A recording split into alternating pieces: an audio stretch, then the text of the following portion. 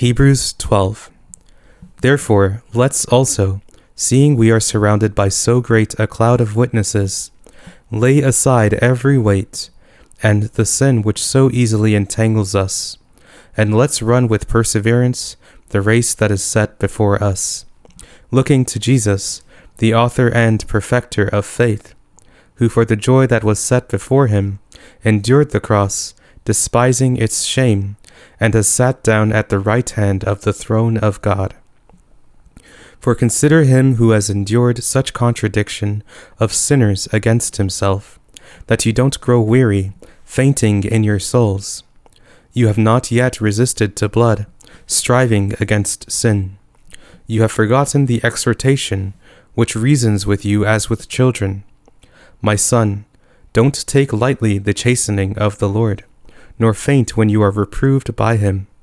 For whom the Lord loves, he disciplines, and chastises every son whom he receives. It is for discipline that you endure. God deals with you as with children. For what son is there whom his father doesn't discipline? But if you are without discipline, of which all have been made partakers, then you are illegitimate, and not children. Furthermore, we had the fathers of our flesh to chasten us, and we paid them respect. Shall we not much rather be in subjection to the Father of spirits, and live? For they indeed, for a few days, punished us as seemed good to them, but he for our profit, that we may be partakers of his holiness. All chastening seems for the present to be not joyous, but grievous, yet afterward it yields the peaceful fruit of righteousness to those who have been trained by it. Therefore lift up the hands that hang down, and the feeble knees, and make straight paths for your feet, so what is lame may not be dislocated, but rather be healed. Follow after peace with all men, and the sanctification without which no man will see the Lord, looking carefully lest there be any man who falls short of the grace of God, lest any root of bitterness springing up trouble you, and many be defiled by it. Lest there be any sexually immoral person, or profane person, like Esau, who sold his birthright for one meal. For you know that even when he, afterward, desired to inherit the blessing, he was rejected, for he found no place for a change of mind, though he sought it diligently with tears. For you have not come to a mountain that might be touched, and that burned with fire, and to blackness, darkness, storm, the sound of a trumpet, and the voice of words, which those who heard it begged that not one more word should be spoken to them, for they could not stand that which was commanded. If even an animal touches the mountain, it shall be stoned.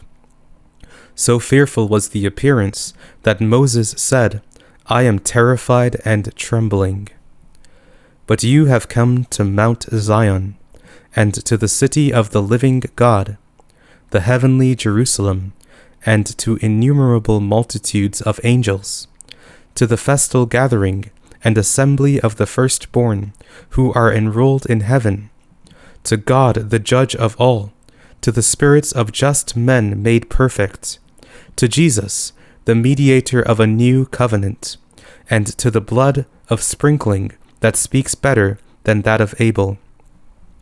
See that you don't refuse him who speaks, for if they didn't escape when they refused him who warned on the earth, how much more will we not escape who turn away from him who warns from heaven, whose voice shook the earth then, but now he has promised, saying, Yet once more I will shake not only the earth, but also the heavens.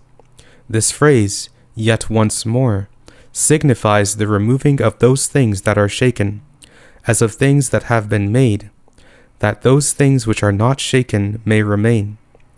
Therefore, receiving a kingdom that can't be shaken, let's have grace, through which we serve God acceptably, with reverence and awe, for our God is a consuming fire.